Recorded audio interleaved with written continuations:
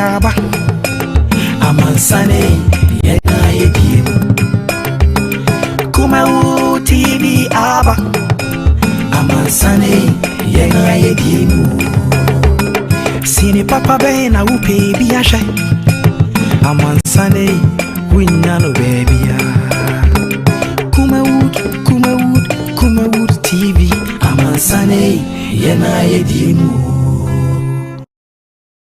Kumawood TV aba amansane yena yedim Kumawood TV aba amansane yena yedim Sini papa bena upe biasha amansane winyano baby ya Kumawood TV amansane yena yedim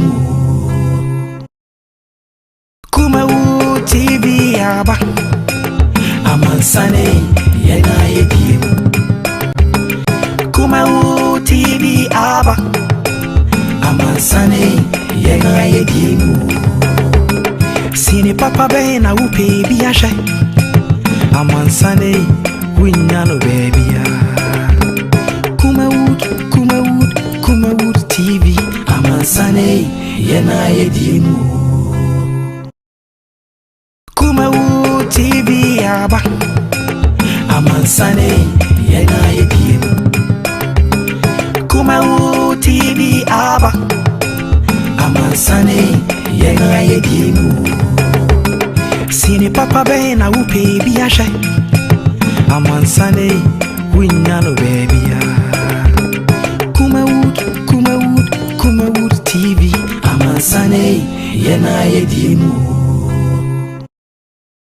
Kumawood TV aba amansane yena yedim Kumawood TV aba amansane yena yedim Sini papa bena upe biasha amansane winyano baby ya Kumawood TV amansane yena yedim Kumawood TV aba amansane yena yedim Kumawood TV aba amansane yena yedim Sini papa bena upe biasha amansane winyano baby ya Kumawood TV amansane yena yedim Kumawood TV aba amansane yena yedim Kumawood TV aba amansane yena yedim Sini papa bena upe biasha amansane winyano baby ya Kumawood TV amansane yena yedim Kumawood TV aba amansane yena yedim Kumawood TV aba amansane yena yedim Sini papa bena upe biasha amansane winyano baby ya Kumawood TV amansane yena yedim Kumawood TV aba amansane yena yedim Kumawood TV aba amansane yena yedim Sini papa bena upe biasha amansane winyano baby ya Kumawood TV amansane yena yedim Kumawood TV aba amansane yena yedim Kumawood TV aba amansane yena yedim Sini papa bena upe biasha amansane winyano baby Kumawood TV amansane yena right abusia ya mamo ajo na ya makwaba emfamra Sinopi on Kumawood television mo fan chese emre ose ya shase no yentumi an shase ni na mu no eguso edi juma medin edese mike atrase nei ebenyamre na yedi nkomo o my Ghana nsema wodo a etwagu e o my Ghana both social and political enyamre na yetumi edi nkomo e ofia wonu se e de sie no se beboa ama the fight against illegal mining this time round there ebia na Ghana for ne mpanimfo no etumi aboa ma etumi atu ase enti nei ye koswa ne aka say Minister of Land and Natural Resources Samuel Ebu gina pose en kan kire say utu afamagude e reserve forest anase ensuo ho a isa excavators ene wo shamfa nyina efa ko pepa efegu anyesa na the military joint operation team no abeto ho a omfa akokra no emafini na no omo ebehire benyamre na yetimi edi nkomo though we don't support the approach omo they fight against the illegal mining ama national organizer for the NPP Samuel Kukura no enso na not to sen kebe ya party no san kona chi na ban no san kwadwe no hu bi officer kwam fa so a omo illegal mining no anu ehyipa enye agro me no ka say small scale miners wasa omo press conference wie ya kire omo ni so a enso wakwan aba na fa so a otu illegal mining ase omo say nkanye bad news say betu illegal mining ase o maimu na emom the approach no omo no say ensheda emo ebenyamre na yedi nkomo fix the country fix yourself abe issue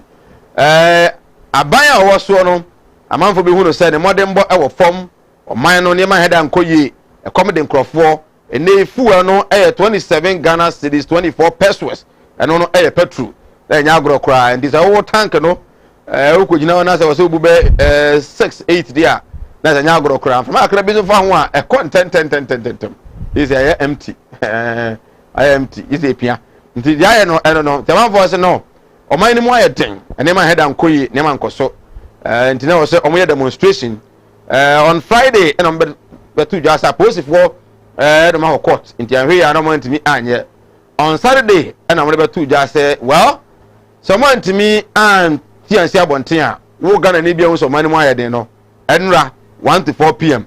fade bom konkon so tuntum na kire woni a enso aban emoden ebo na enra na wia no ano na Ghana's finance minister Keno Forata enso ene santrefo sia ne Ghana fo sia kire mu say in fact say ohu campaigners eminante ne maba wa omo ejina mu den say o man mu ayeden no a enko no abeto de botom kwasa musika fi say ono as finance minister no eje tum so o man mu ayeden pa na emom enye omo a enhye no mu de nya egu akwam yie na enso so yare COVID-19 e ba yi no na abese ne nyina na eyesa akra no so anya se bia eyesa so no mo tiada omunya gidi o mampanimu ene finance ministry ni mu say o meje so man no amaletimi ayi nti me no ka say busumi ye mu no eyade se roads and highway ministry no omuboa no mo ahwe ama akwan ahodo wo say yi bi ka ho no ana ma contract me aye na congestion ahodo aye cause of my Ghana traffic ufra tonsu ba nya agro coffee job adwuma no ja to office ni sika me say emba ni na no betuaka ama manfo connect set me adwuma again wone water and sanitation bant mass and so boache mu ministry no edi nkomo ahwe said be ya betumi provide potable drinking water to Ghanaians potable drinking water in super na mo ya me ahodo nsuo manyina no minister say ohwe na omo atumi aboa ma mantumi nya nsuo papa no mama hoden aba ama man no ho atumi ne matumi akoye afi so job creation ye boa me ya bia nyuma ewo man mu ama ne matumi akoso osan etati on 8 additional interventions under Ghana care busumi ya no esase ene so madwuma nyuma atimi aba possible food and jobs ene de keka ho wasan say new development bank bi kura so eba ni na no ebeboa nti in all no finance minister jatum so many more den nti obo omo aye citizens no man spectators na baso now carry na Ghana for you say and the national chairman of the NPP credibly the abronye be kan ye the NPP communicators ekeka yes o man mu bia anya din bia no omo no yem for man sika seven show omo so be kan ye no enei ensemben e na omo be kan ebenyamre na san komoyi yatumi e de ho komo extensively is it an admission by the party in government now say oman mu aye de ana na oman mu aye de a niema finance minister somebody gu akwam no e na beboa ama oman mu aye de no niema timi aba fam kakra na what is the expectations of the youth in this country and looking at this government current government no the expectations of the youth no oboa oduru ho anasa ono so esa dadafo no a omaba no a ebi ebenyamre na ye disa enkomo na afi so the culture of silence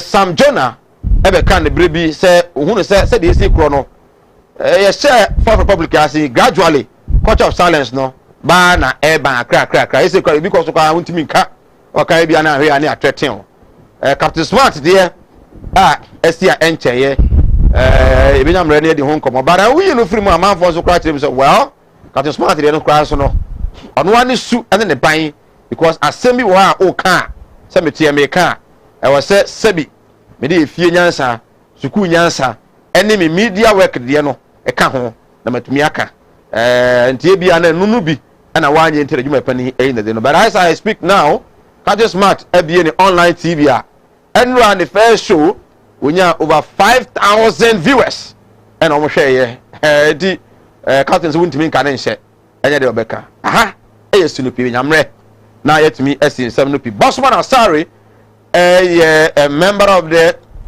management team omo ewo electoral commission in fact asemo de abetu dwa no asemo ede we say amanfo dem say EC ne NDC were problem they had no issue with the NDC just that the electoral commission person omo ya ebeboa ama oman no abato ho ensensem akoso ne de eno no mo be yenti amanyoko bi ena yeso ompene de a enya de say omo ne amanyoko no be ya adwen but then they have no issue, they have no problem with the Electoral Commission of Ghana. Me, Eric Semike, Kumawood TV. We are live on Facebook, it is Kumawood TV, on YouTube, Kumawood TV. And then, the 10th of May 2021. Obekaya Enra, and Yakai May 9th disaster. Now, May 9th, no, how near Mania Kumu, or Moabusu and Fu, ye prepare compensation was a chrono.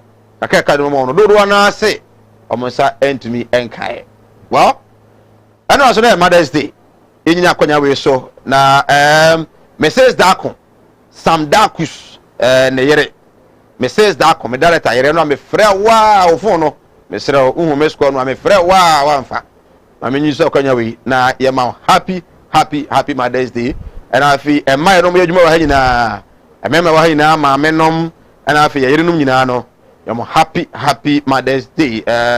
Belated happy Mother's Day. Na mo amohwe nyina ya panelist mo nyina mo yerenom mo nyina so no we are belated happy Mother's Day. Na ene my wife Mrs. Mevda Adumako me say birthday Mrs.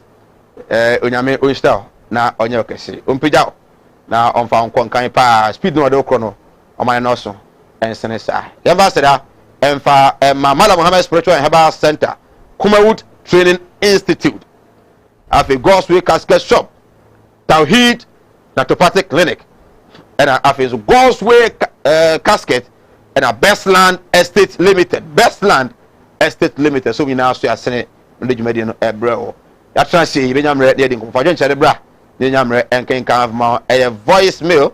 Obit me aye now the abebek ebebo e de ama sound so na bit me a video now I can asem bia e de abebek kan ebebo e de ama na afi so o de text message and WhatsApp e ban so a ebe kan na yetumi e de ama mo yentrasi na afi yenyamre en Sinupi Evangelist Richard Pra former parliamentary candidate for the NDC in Shire constituency here in Ashanti region and of course constituency mu na Kumawood TV ebesie na baton pesu so na nehi na me adoma ma adwuma akosi ho watena se sanso na Kobi Amo Deputy Youth Organizer, China, or my China, and Oba Ashanti region as well, a communication team member, Obagan and Kwadia, or a communication team member of the NPP, currently, or vie for the Ashanti Regional Youth Organizer position for the NPP, and also Atlantic. Evangelist, Akwaba. Yeah, Jaminia. I don't know if you I think it's an oxymoron for me to say, yeah, Jaminia.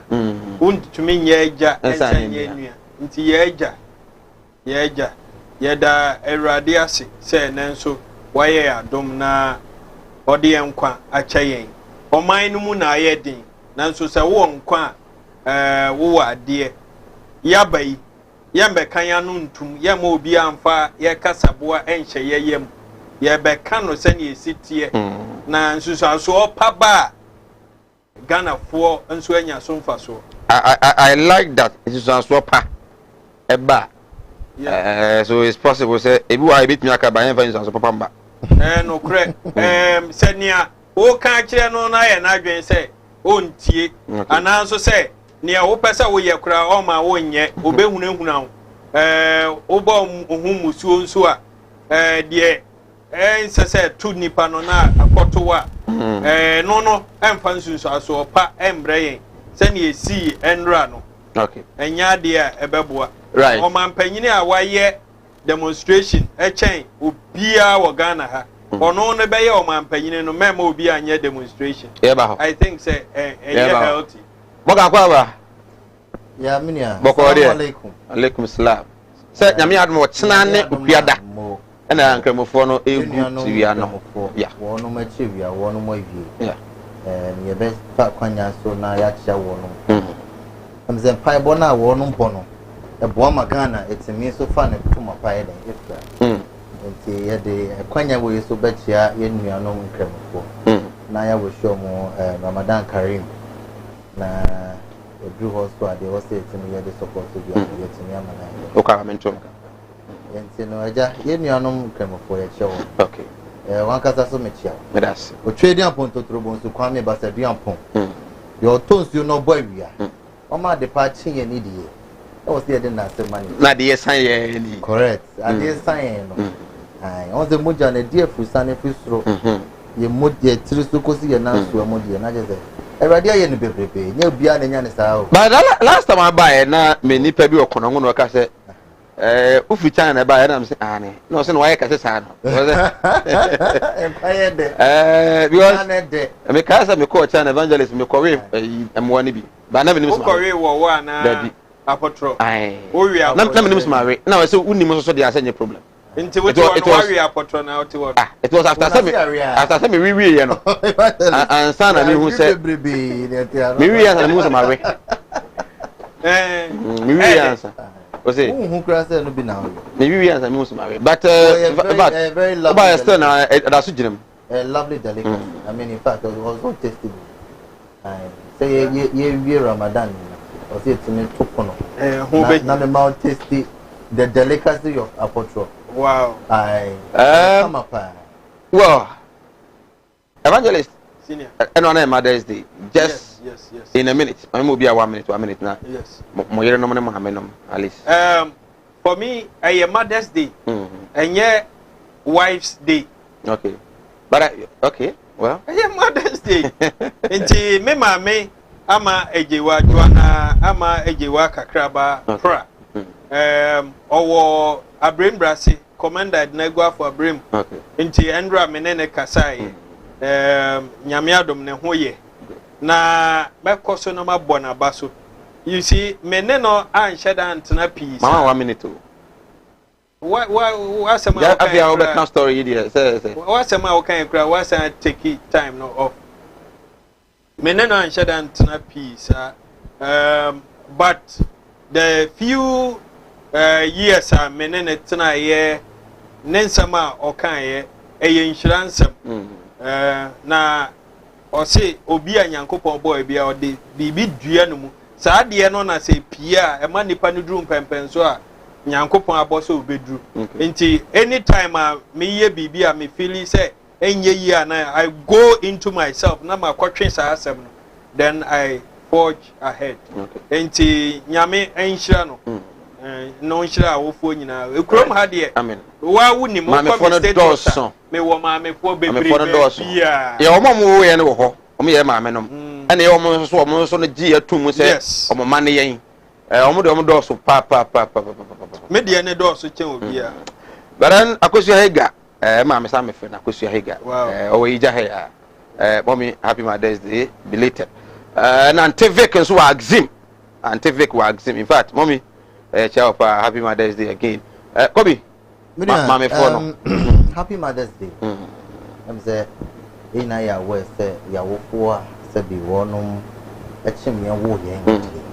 O was it to me de ebu any die e ma wo.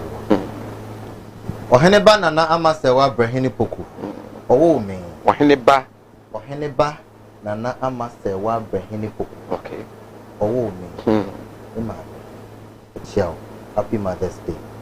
Ema me no mo dos. Sure. Say dey wo kan ya. Wo ba. Dey ka say wo ba, oni me mistake na ye. Wo bo ba ko jaba. Yeah, na ko ya say. Mo na sabi wo say wo nya problems aso dey timi dey sempi ba. And ye chia ye ma me no mu nyina. Wo no ma sabi wo mo hwe ye tete yen. Wo mo ma ye futuo, wo no do yen. Ye chia wo bi. Mo nyina. Happy Mother's Day. Na fi adwuma wura ne ma me. Mo Mrs. Dako. Mrs. Dako.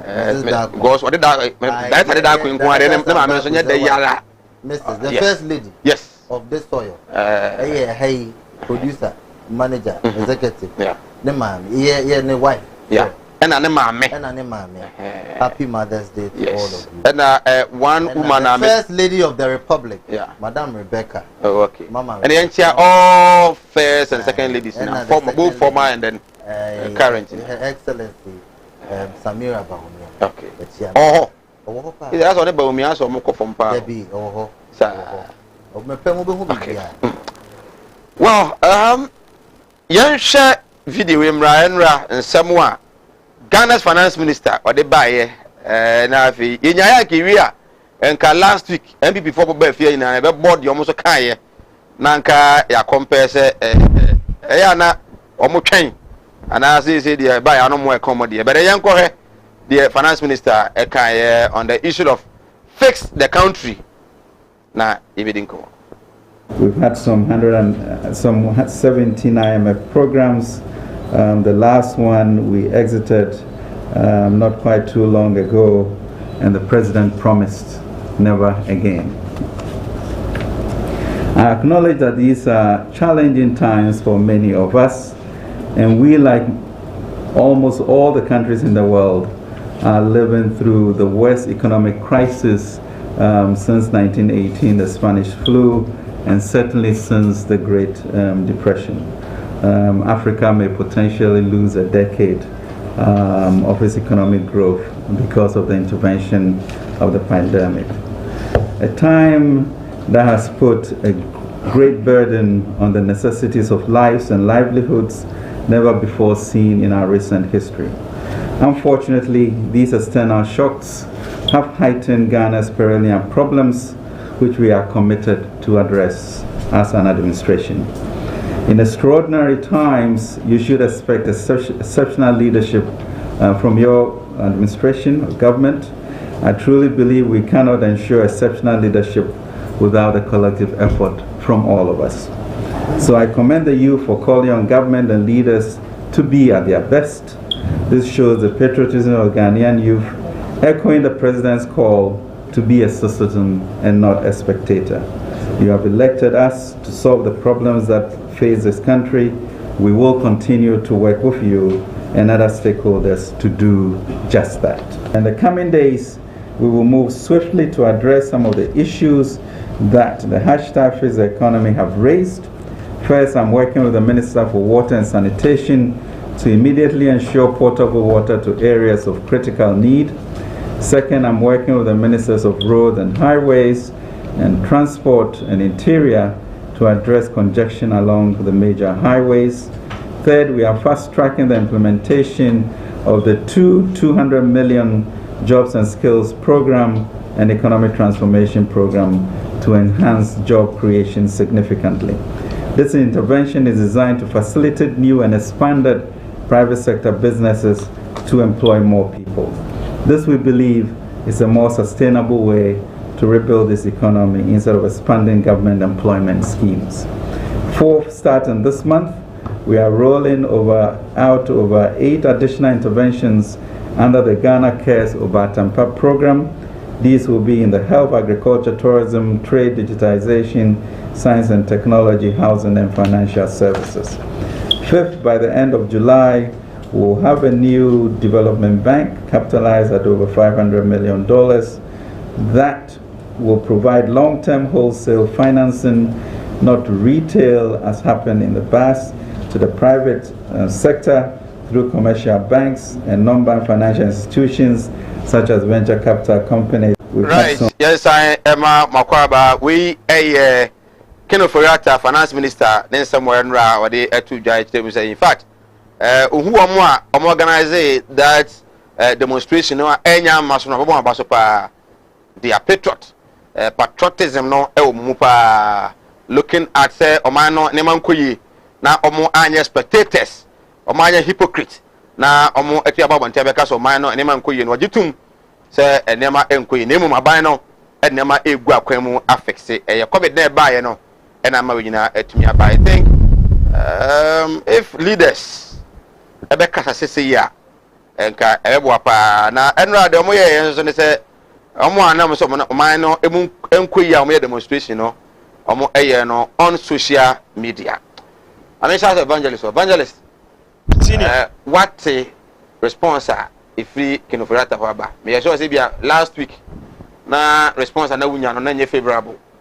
Looking at the free minister Waba na wunya last week, you know, coupled with the almost man no man kuyi eka no. Obeka say minti.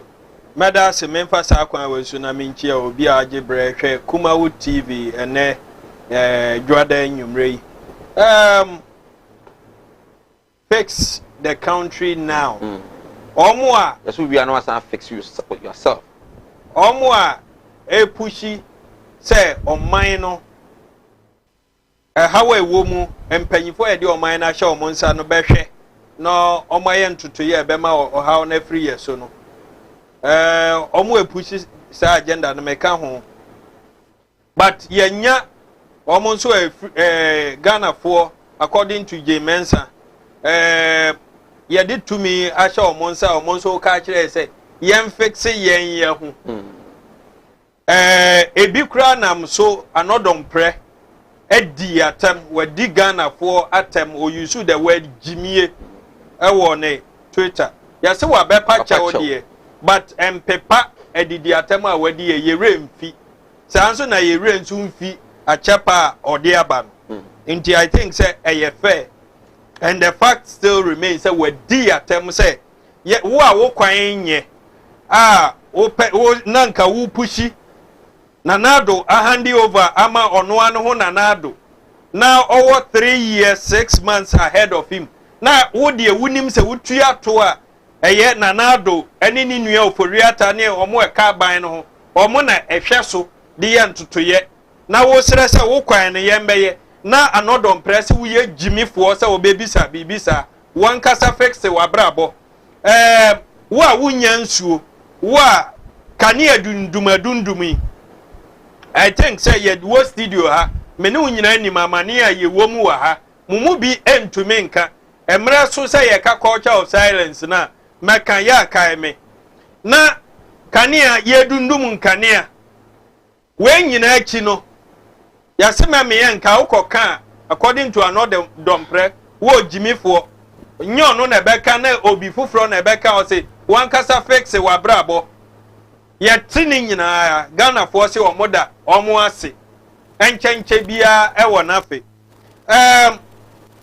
edi kan ehya ase no Dr. Mahmoud Baumia ade some release be by about 61 pointers bia no kire yenya yesi yen fix country no and no ma omo aye I think say on that score no say no ma ode betu dwa no krampo no ususu say no kura bi nim sani me fa no krampo at least o change the face of that argument, that discourse. Nanka yen yesusu say be intellectual intercourse no. Dr. Mahmoud Bawumia sha se atwe yadwen ko say yes, mo say mo kwan ye kane adundum ne ade. Yen so de ye ni. Sa na wo say ekọ. Omo edi atem no ye de be che omo. Anu nti na wo ka say senke be ya. Mumbo playback. Omo a MPP for about platform yi so. Eni edidi atem omo de bae. I hope say ene ekọ no enye the same. Ken and so after that line no enra one Ghana for be kasai. I think I was say ye born abaso. Democracy I say menua ewa hai nyansam America nyina na be ne de.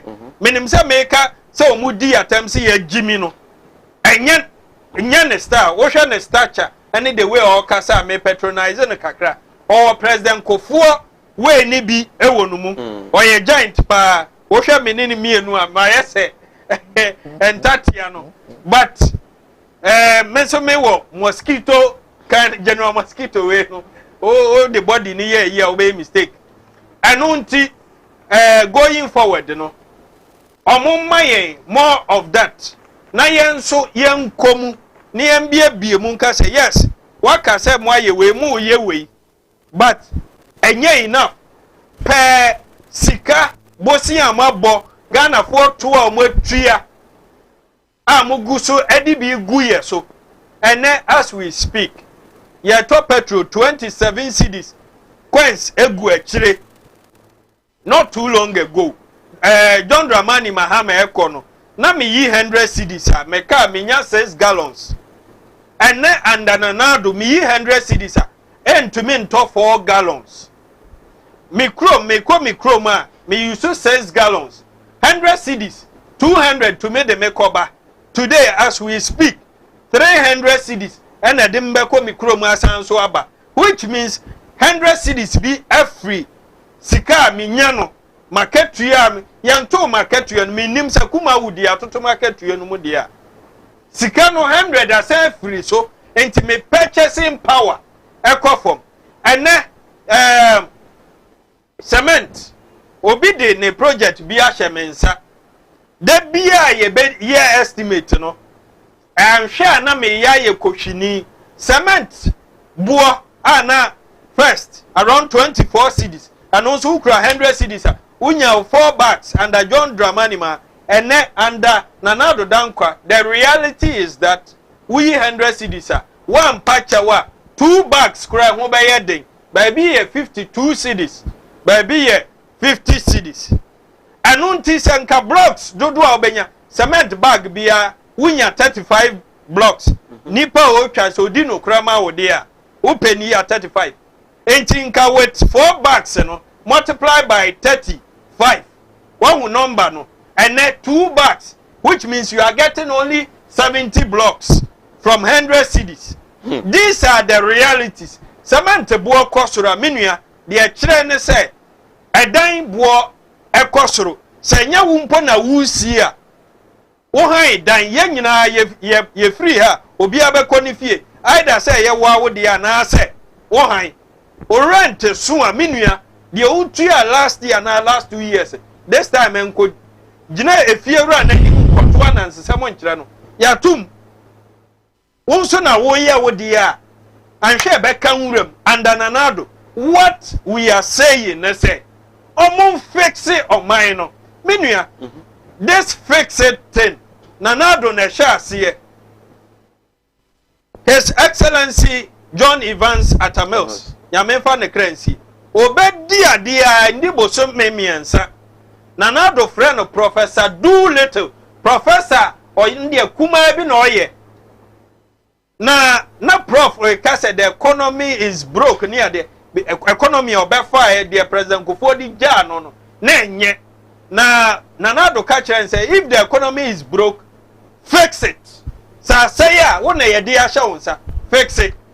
Professor Mills senior wunim no or the beye asa agro jokes your friend Professor Doolittle onu mpo de eye ne de say yanka say Professor do nothing na mom do little or no so say slow but sure nkakra nkakra e beduro ye nyina ene Ghana fo nim Professor Mills di otumi ye kopem say nyame to nsafre no ene na do ne na ban what can say the fix the country no mu buafu no mu di watem but Dr. Bawumia ebetire a lot they have been able to fix. Yes. Obetire ye ana me kire say the Dr. Bawumia ebeka ye nyina the Kenoforiata President Akufo-Addo ni nua ni omo be kire ye nyina no the wo mu ne say ene petrol ye 27 cedis 45 pesos and then cement between 50 and then 52 cedis and then iron rods and a ton of 34 million 3,400 and 72 million 7,200 meaning I see for my compare a chamukra.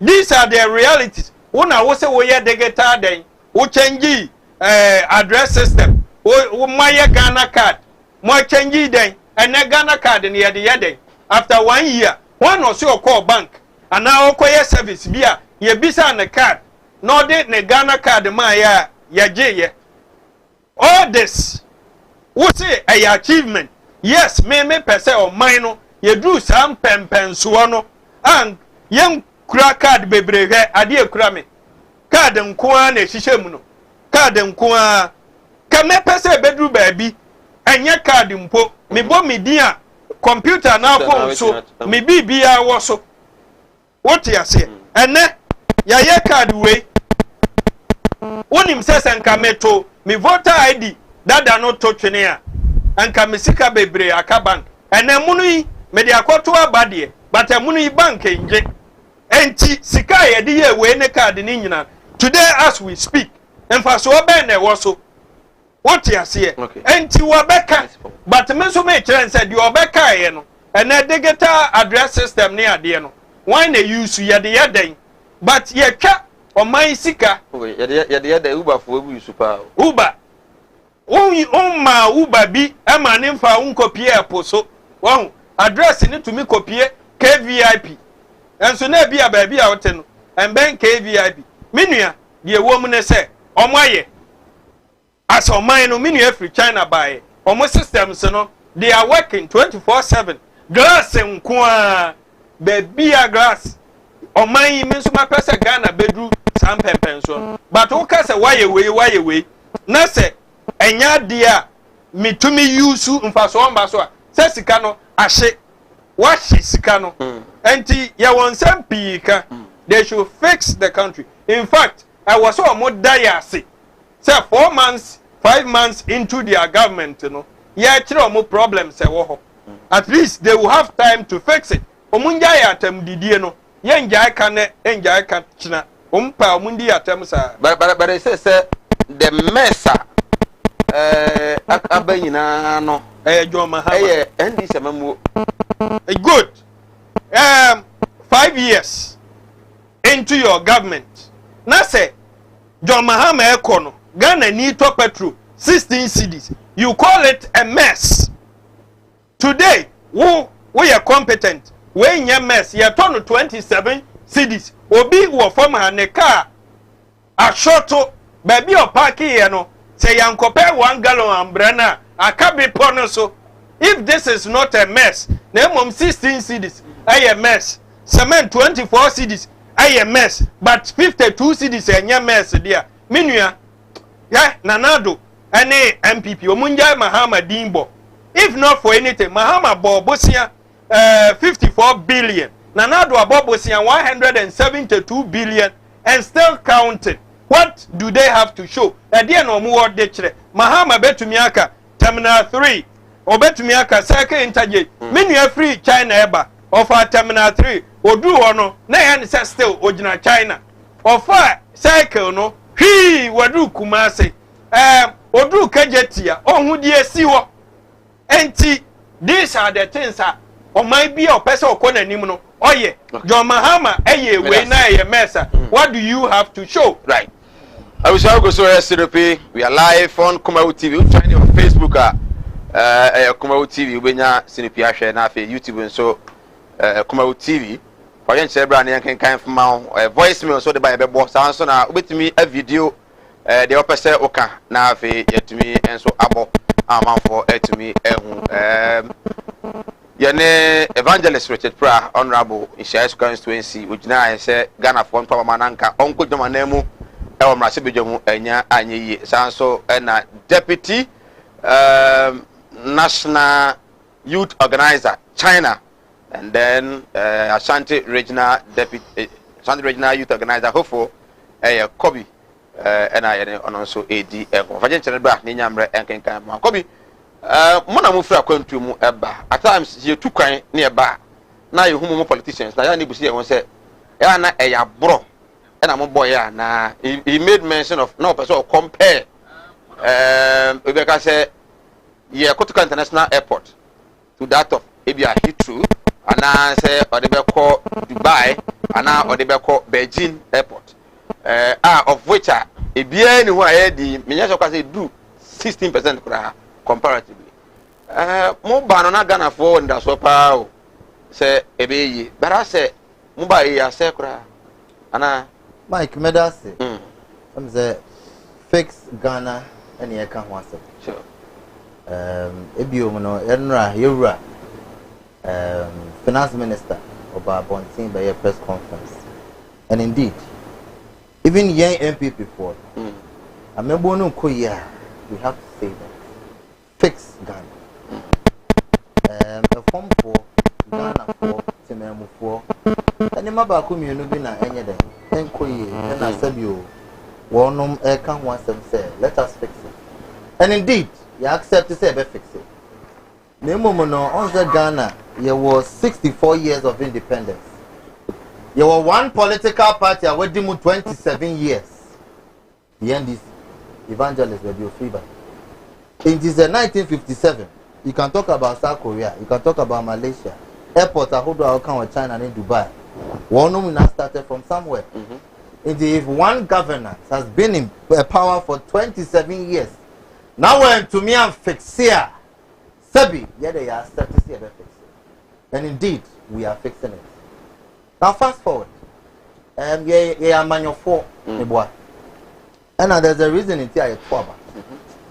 And he said, you Benifoka Casabi say, Suma or Banyansa for Nemomian Sumana Montente. Ghana for Suma young MPP for some Mumino. In the Abbey, you be boomino, you be fixing Ghana. Baby, a walk, baby, you're so free, any baby, I did echo. It is fixed Ghana now there, and yet I'm something I hear so isolated. Be a BBA says a affair now started ever. No crow woman say Ghana to me for woman who says Sebio. Coronavirus there they buy, you know. Among there's a huge break in the economy and all over the world. So many countries were recording in negative deficits, but Ghana you're maintaining. And I grow, developing. Of course, the formula, okay, comparative analysis. And they just compare 27 years to year day. I have so many. Then you nipa, war fix it. And any nipa, or bet me, I fix it. And any nipa, you have to about man say yes, man or non. I'm say Kasabi and Koye or baby. And sorry, the member of parliament for Insawema Dwajiri. About one thing, I bet so. In fact, communicate by and say the social media handler now out of his own will and at the better trouble. He's been asked to proceed on leave. And of course, apologies why they and throw be channel. Apologies where they tried. Kasa any papa the in I am pay. Said you did attempt Kasa the in I am pay. Ghana, yeah, 30 million. Yen Kukas in Crassiford. Yen Kukas in Crassiford. The can't be fine. Copy a champion, no catch that time, said John. Here go quasi because we should broaden our horizon. Yate, ye pay. A foot to the bay, ye, the year Juma. What is there? In this Sabu Casa, and your papa. Nina no say constructive, dear. Yet they are here to move. Bino, ye be good ye. In the fixed Ghana. Sebia Nyado, 27 years in government. Went to me and fix here. And nay, now be to Boaba Park on the one. Galatians 5:19. I dear friend be ye, the body. Kunsum on shore, a Jamai, Sebi, a hunter, Pesamin Kuminya. Evangelist, you are. What you say? If you are not Sebi and Trona, and Nemu, and I will say, and one you say, and one you say no. Galatians 5:19, Bible say, a bay, Yamina Mekai. The patriotic median. Now, ye call ye name one. And think ye Sebio, Casatucino, in free a cassette. Fix the economy by and after the country by another period can we have a lot of NPP people are even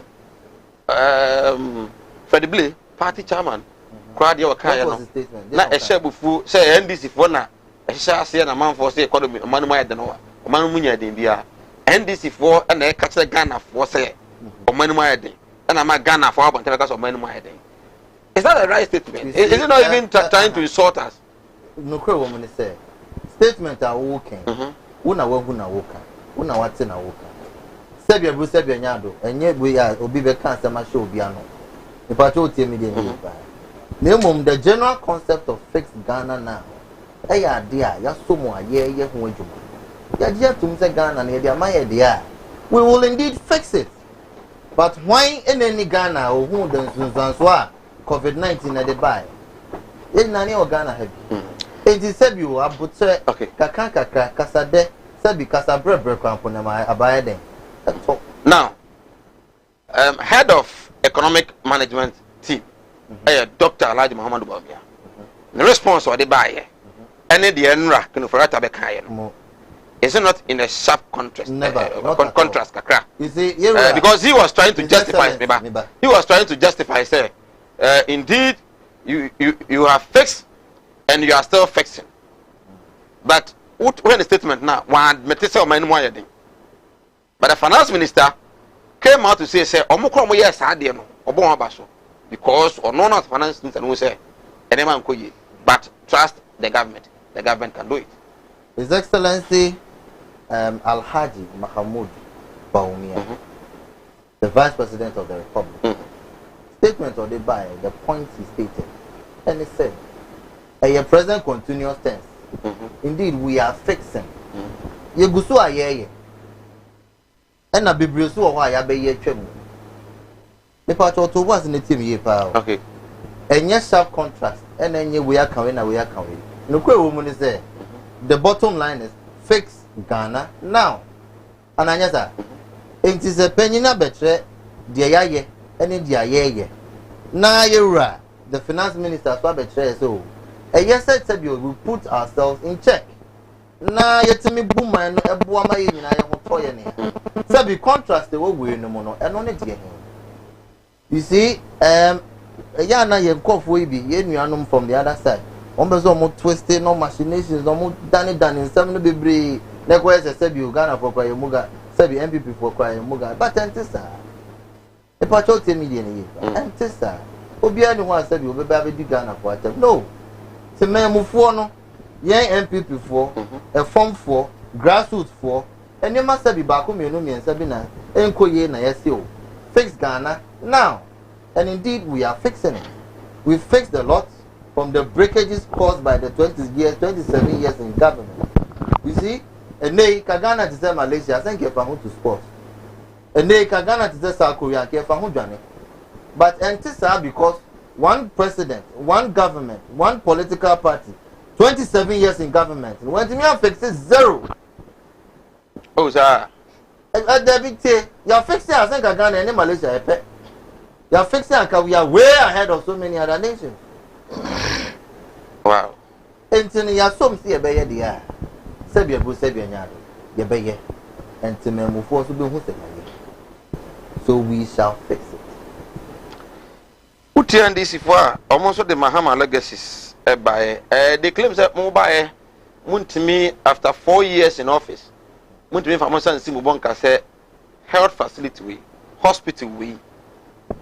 Yeah, de boa ama apomuden etime jan na so muntimi embosti of a complete senior high school and as a university on your own as a government for 4 good years mobile again and you say that one more fixing than them again if you can't track record of government you'll be a year and it will be a year and again starting free president Kufo and I got starting free JJ Rollins may starting free JDM if that is the comparison we want to do because to tell me power yeah but you are fixing it you are any track record there you go friend free JJ and I go friend free president Kuma then we are doing a true depiction of comparative analysis yeah sir short time here MPP buy compare that to NDC if Ober can JDM there then indeed you can't infant free actually me infant free never compare even Nanado the way I na one person mode JDM never compare Nanado Obianka so compare Obianka compare but if you want a true picture there then a true comparative analysis should be done right I see I was go so Sinope live on Kumawood television Kobe deputy national youth organizer edema NPP China oba Shanti regional den say do about to so NPP mu regional youth organizer position no or na what to me aje and afi evangelist registrar former PC NDC issues constituency on so emphasize that from Bestland Estate Limited makachiro say je bia na tosase bi wakotosase a water na ma akura no obekọ no no asa falangas esen gina so no asa to ma company ofro na afi asem sense akiri a akajo say je say wa miska ma no falangas na ansa na bia pa mo free site ho Bestland entesa be bia o mo ne nanam ahemfo edi nkomo akọ akiri na nanam ahemfo den sase na ma homo say omu etu etimi jemu e de mawo manso bia ne ho akọ aban nwoma mu Bestland Estate Limited omo sasa bia da bia nso no correct ba na omo say we no mo ye teacher ni nurse prison officer military man ana say wo ye jadini uton ne ma odwom uton tomatoes ye carpenter ni ye nyina na akwanya ho se betwenya sase Bestland Estate Limited oba sase ne bo no 1 Ghana cedi a na omo ha se ematu ne kakra no ba ho so no achakura na ebia mfie menu no atua wie no adwa sase utubi du no kura na utua na afe na utua no consistency mu a omna sase be ma anwo ya adwuma ebia na ya ban adwuma ni ebia wo ya adwuma Kumawood TV wo ya radio presenter TV presenter opa sase a ombetimi eno akwanyehye adwuma mpanimfo no bosumso bia ebia to na Ghana series omonte emfama Bestland mo asase ama wonso abaye landlord Bestland Estate Limited makachiro say uniska kura na ma asase ni bi wo ska nso akwa asno da hobanga ya just bi ho adam pa me bi ho ba bi am sase won de enkran ani kumase ena sase no ati say wo Bestland ube hu omo Accra Kwashiman bus stop ho ena omo obe kumase nso a Crowfrom CPC behind X5 ho ena ube hu omo Crowfrom CPC behind X5 ho ena Bestland Estate Limited ho ana so do kumase udru Sika FM wa udru ha o say open Bestland Estate Limited omo ebechire oba free Bestland 0555 25338 0555 25338 o from wa omo ebeje so fra o so te se ka ho asem Kumawood TV Bestland Estate Limited o se bra omo asase a manso bia no eni ho Tawhid Naturopathic Clinic o se yare na amani pentimi nkoma enei yete ka se nyame adom ahode ho wo yare a wo hetibi kwa na se ora ho wo hetibi kwa na se eye wo ya o se wonya apomuden no tebe adwuma yare ba kwa mani pentimi nya adwuma pa ya se bema wati sika kwa yo ba ho ade na so bedo nyumre wo so mema sem no na afi wo de na wo bo over the bank a ni na yare bra Tawhid Naturopathic Clinic na omuntimi emwa o se stroke diabetes hypertension yare bia body se yare de oba Tawhid Naturopathic ha so mbeboa omo ena omo kofa dry de friend of Madam Catherine moja dru e de ba ye ma nei omo fa ne mpanifo nyina ato akese a itimi eko eba Tawhid for ewo Kumase Odium Bodi Junction ho ena ho be hu Tawhid na te pai clinic so makachi no ewo obe frɛ no ewo 0278 626262 0278 626262 na omotimi ajo so yentwa ye ho enye aboafro nkrato amra ye ba quarter of silence say nei untimi nka wadwen o kan usuro won we na kan so kora no amete yi mo kan na ebia eya ebia na ya first am da ku se same se Mike de oye no ahwe ya e ba so same susuro sesi ya pa na e wo se same ka same nkotra fie na ahwe ya na ja badwuma akra won na yere ne madidi no na egu sa na ekoso Ghana ana se ebia yenso santrefo ankasa nso no ene du ebia yedue bo yentwe homra esia Ozi animudia me manfo nye bintina mo ne yira ebi no be from ho se me yo ma asofo nso no manya ma asorema akom obi o ho amene wo kasa stroke achi no wa ya stroke no enko malam se bra ya adwuma memene da okay kwesi da ejuoda ebenada okuoda yawada efieda ana menya adwuma na fieda wo beto me ya wo so me hwaw because nipa ana wo homeda nyankopon eni homeda okay akwala na wawo no akwala na nya 10 years eko 50 years on 90 da oda fom obi so ho wawo akwala na no isonsuo obi so ho so wawo akwala no de ye ya fe no kon no ya na echi na da so ebia na ne techere ma fe na ne tini emo ye kete oh ha no chine techere ma te se abo wo no malam se nkasa fa na bra ebi so ho so a me ne ukasa o se ne ba no ono matramadol wi jot sabe ko ke abai be ni nyina onom osa glue ankasa nkra no osa twi glue ka ho me ne ukasa o ba bi na wono ne kodaye afa de ye obe ma no kwati na twa wura mu a ase eya dan te se achichide eti malam se wo de abra oba bi o ho na wode no aye den onu be ma hia pa na nsuo ni nyina saba bonten enti eno ntina ma onyem eno no wo ba me kyerɛ wo kwan no wo be hu say abɛyɛ mmerɛ okay a wo ba nyim easily piaw so ho adwuru ene danta de bibo ano Mala Muhammad Spiritual Herbal Center ebena da bia 7 to 9 p.m. ene ni hia Kumawood TV na yenya mmerɛ enwura sunsumu ena sukɔ na ohaw eda oso no Mala mohwɛ na onyi emfiri o emfa emawo etwere yare bia edam usika ena ayira na wohwɛ ojapade bi na obi enam kwa bi so agye afiri nsam utu gold ena opese onya emwa anase ebia kontuo enema ayeden amawo oba no odaso jonso anase akontuo enema ayeden amawa bra Mala Muhammad Spiritual Herbal Center na kache kwaw atibie tienie kwaw atibie Eastern Region eho ena Malam wo esikafo amantem wo de odu kwaw a wo so kwaw atibie uduru ho bebe pa wo yira kora no a busa Unity FM ana wo be frɛ 0246 647 247 0246 647 247 eya tie bi na entumi emwa piaw and yarwa do ben and agini peduano aboso yare bi ti se eni yare akoma yare wadumu ato wontimi ndidi oba ne barima wontimi nwo me kanfo tahid naturopathic clinic adodo na efreye Madam Katri clinic di amawo Madam Katri clinic enam homeopathy naturopathy subetu yare nyina efri ho ye ne kofa bae de Madam Katri tonic aba adwaman so eboa siesie ni peduano ni titiw ede ma emma wonoma wo fichiko ensisi so yie sa wono Madam Katri tonica eboa ema woni peduano enyini yie na aboa ma wo fichiko so aye kama ye won fidie wa waso ye de aba adwaman so ye de hwehwe di pedue ni mu eyi yarwa hodo ahintani nyina edi Katri clinic ewo Kumase Asante Mantembu adi ne yewo Madam Katri clinic yarwe nyina last time FD ya hwehwe sei dwade ka to yi mu agye atum se eye hey Steve osode na wo kwai ja me kokot wo kokot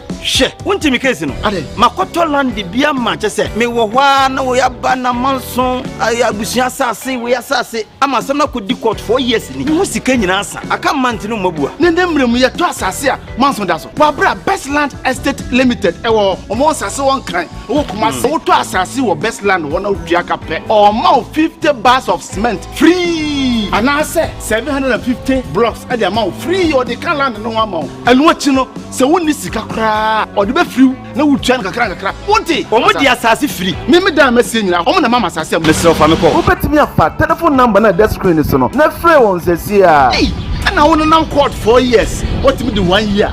As you die. If we are young as an opposite Sifia, as Opelandia and who do. And then Best Lands Estate Company Limited. Be a landlord.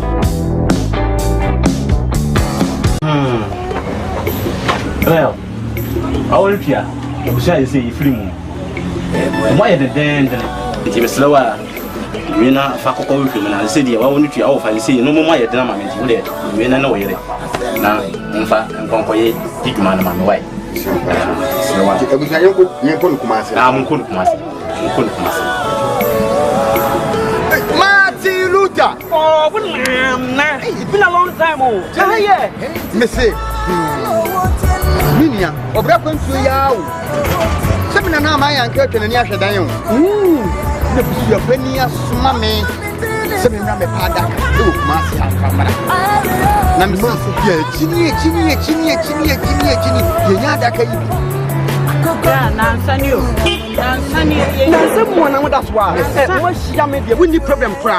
Who be dey say me free to buy better Ghana. Ana me na na confident. What one na na no ansia do. Me je yi ni problem so. E wa brede me ni kapre. Odu obi na kire me go straight casket shop. Ah e wo Kumasi labor hire. Me call ho no ma. Anu musa ni me yes kan hye hye o. You dey be ntwa no. Misika ya di ma me se me papa no. Iswa afi so ya se me ambulance. Na me sam fe de be da no enka ambulance any de be down omo ya ambulance service into any problem cra any na ye here ni say ubenya sika kakra bi di ato ase you know say Kumasi stay by plan o ye kwena mo kwatira o some Postman casket shop here ye wona ka bebere te say de mo hu na Postman casket shop ye wo Kumasi in front of New Town ye the labor office na ben Postman casket shop ana we are the dealers in quality local and foreign caskets.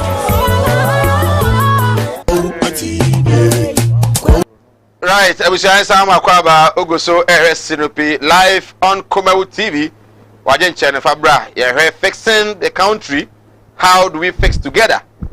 Because me no meeting Ghana for, and like I say, Abaya, we are part of the government. But I just say, I'm you could be there. Show Monsana, yeah, you leaders be a AD and him. Others also believe, say, if we are able to fix our attitude, this country will be a better place to live. But then fixing our attitude and our behavior, no. Say, if the leaders are good, if the leaders are on point, indeed, they can help us fixing our attitude. The minimum say, Oko elsewhere, what I know, is Oko maybe to China, Kobitia with Nimua, Beijing, almost every day, ye pra omukwaso. Main street no, ye car praso, na car sanshi, so, akroso kama. Enti obi a oya China ni no a Beijing no on to ade mfa to form because when we say cameras ebobo bi a to ade to form a the camera will get him or her na camera no so nya no a ya bechi no ama na pay fan bi a hwe ya na we nya kra no entua in Ghana say ye kasa me ento bola engu bari basabasa enipa bi ya no even if you allow in US I believe say if you allow them without any security checks there will be indiscipline, a lot of indiscipline in the system. In Timpani, they are almost so just to control us in a way. Able to me, I dear, I was said, yeah, I didn't say the Fabra. Then Yamre and can kind into me from my way to me in the video. Will be the Abafadi video now recording on watch the watching. Airborne man for share.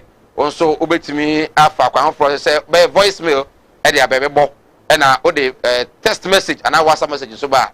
Back in kind, I'm a man for so at the opposite Oka. But then, the same, I have Kumawood TV. Oguso Jumedia a friend of Sinopi. Well, culture of silence. There, Pani Sam Joda, I can't want some baby a chemu, a man for a Yanusi Bonnet. But then last week, I told you, I said, Captain Smart, actually, say, and somehow come up and Gentino. Dr. Kokutin, as one treachery. Na Otunufo on fa, Abano Sono, or Yana Zubeja, Banachi Bodia, on Trefiacra. Na Afi, on also Cosunya Juma because, and yes, sir. Ebia M1 company no. Exactly, you go to the Captain Smart can ya. Ibita ka say the last one or can ya na emu du kakra. a nam so ma de asi ebi musu se etimi asi yewi a yebetie ne response a ode eba ye obra am ka so nko tena fie no na afi yenyamre edi nkomo on culture of silence. The catcher Mahama said wabong mekabi me kaye me se bra wabong where you unprecedented bon ye Captain Ghana ye kaye dia no 69.9% of our GDP. That was about 70% of our GDP. Ye catcher and said wabong baba me where they bom bom bom bom bom bom bom bom.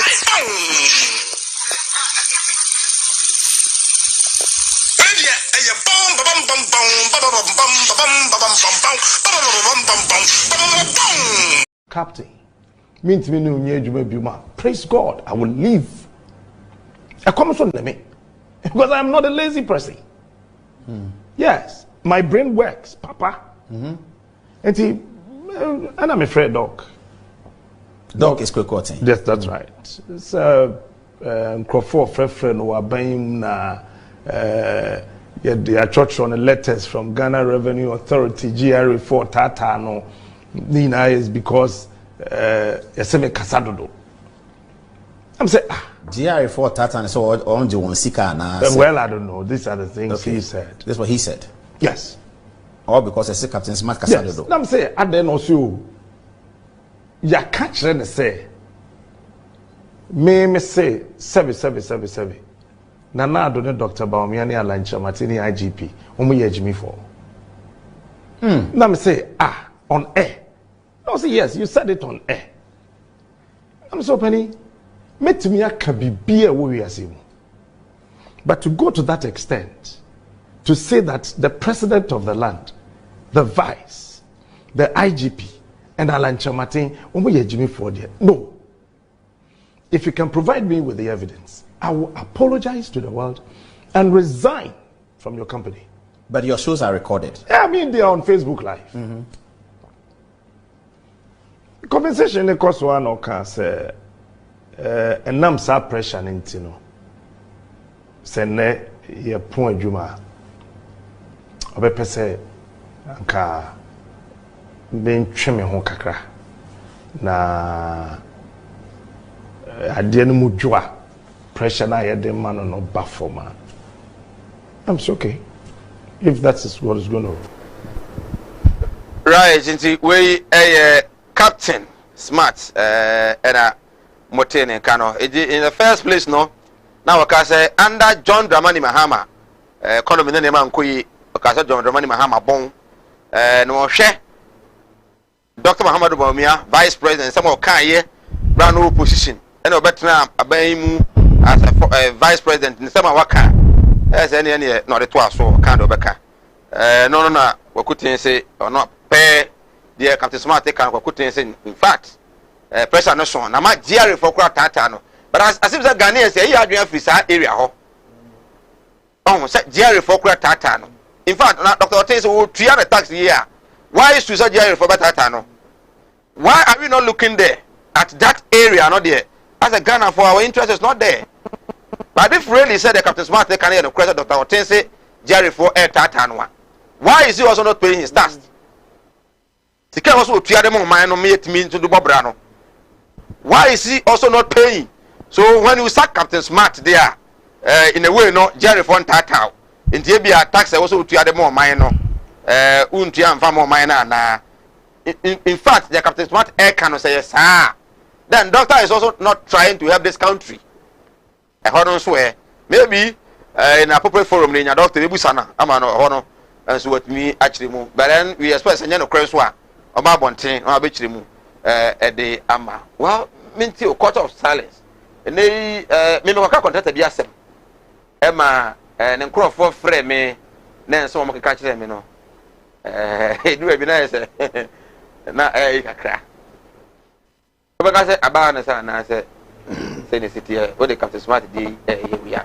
And again, Smart is on someone also TV no so can and so no. Won't you say or call it? Medasi na maka culture of silence no me nuanom a motie kya sɛ yɛduru mpɛmpɛnso wɔ ɔman mu ha yɛka nipa kasaboa ɛhyɛ ne yam ɛkwan a ɔmofa so ɛyɛ saa deɛ wɔ yi yɛ sɛ woyɛ media ni a yɛbɛtumi ayusu Anas Ahmed Swale still a yehu wɔn a eku Ahmed Swale awia kete no is send a signal be to the media fraternity ne say hwɛ deɛ na Ahmed mokoye GFA nsɛm a Kwasi Nyantakyi kɔbɔ president din ebi hyɛ ne bottom ni adeɛ ɔmo bribe ɔmo gye no ɛhɔ president J5 Baumiaje 3 ne saa adeɛ ni nyinaa ɛno kɔbaa yɛ no yɛhunu sɛ after sɛ ɔmo yɛ saa adeɛ no abranteɛ ni yɛkun no ɛno yɛmbra yɛnim Manase Azure ɛkɔhu sɛ MPP ɔmo wɔ ɔmo tete mranteɛ bi ɛte sɛ Kobi mu ɛwɔ I'm using Kobi stature nyɛ sɛ ɔno as a person ɔka ho ɛwɔ castle ama ne kotwa yɛ no nso use ɔse the militia den abranteɛ no yɛte ne nka no wɔ South Africa Media Foundation say ɔmo na de ni dwane yɛ nya sa nko no nso ni ti ensi so sa no ma we nyina make to me were list of about 21 media personnel who have been under attack under Nanado first 4 years girl bi sechiwa Haji Afati bona sum say na nimu se obi oton je ni asema mi bi sa me se me ton je na wo hia me e wo sa oboma so sa no ma we nyina e koso under Nanado yo obi a media no mo ka ho. Nanado is a product of the media. Mo pentino in a certain light. And a Ghana for toy and ne media no se muntu kasa. I'm happy. So what day Captain Smart Semaba. Captain dear by last week na me one platform. Presenter tesa wa mame anka Captain Nasem. Presenter tesa wa ono ebetumi aye no. And the captain dear na abaw. Wakoti na fie se bia wo a untumi survive enti menu ade wo ne se emra so se John Dramani Mahama Professor Atamils John Jerry John Rollins mu wo ho no MPP for to me ye dede media for no to me chiro de omo pa bia demonstrations akese wonim say any time MPP be etumi anya power na Kobi ka 27 years o use Bible quotation po no de kata so say ye ka MPP asem ene ye fix ye bayifo o use bayi me wo video no mama yama no mileage say Kobi so and so a obe pre Ashanti region youth o say NDC fo ne Ghana fo mo se petrol bua ye de yente so tax o mo ya bayifo Kobi ne kan ye obe pe Ashanti youth me support no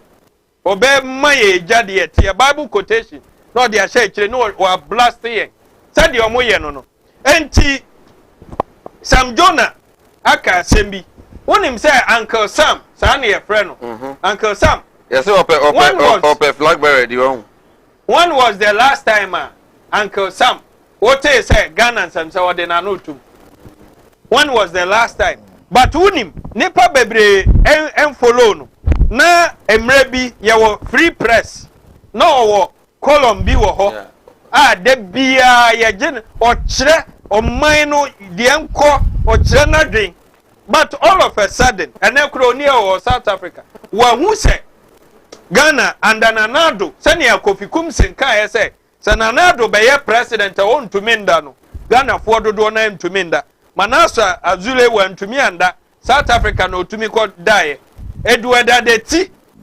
okoye omo MPP minister bia no wo esirem mantom baako ono so dwane ba akra no mo ye galamse wo Roxin Bukari se akoba sai Nanado de ne ba kase enti me pese me isi form no me ka Uncle Sam asama waka o say one statement in this regard let me make the observation that in a large measure our attitude is informed by partisan reasons or fear of recrimination. Either say politics near the ya dear or mamuhana and I say a who binti yamubi entumi nkasa. Not to us or say of course we have been witnesses to how political parties use social media to unleash their attack dogs on critics. Attack dogs and crama whoa. How mu use social media ye Facebook ne WhatsApp abai. Oko kana nado ne na memua enko ye hu asema. No ma release nipa nkraman no. Sani o se ka no attack dogs. Nipa mu nkraman no ma tie gu so social media. Ye be di watama ene we krampo e ba Uncle Sam. O ma di natam de ani ho. MPP attack dogs no. Nipa mu nkraman no. O see the fear is real. But let me state without equivocation that in succumbing to our fears, we actually make matters worse because impunity, mendacity reigns supreme. Or say, oh, you say you bedi watem, and unti unkasa, and no man fra, and a bekoso, no man franco and a bekoso. Ombe you Bible quotation. As the saying goes, fear is the path to dark side. Okay. And who send ya kato on? And who and a dear sum at all mine? Enti me baby a mekobia. Yanina ye wadi de ye yo. Senia Captain Car Angel dear GRA Ninsem. Well, my main country. Now bo jaka kraoka, not as angel on Tianeto. Angel Tianeto. No, I'm not saying so on Tia.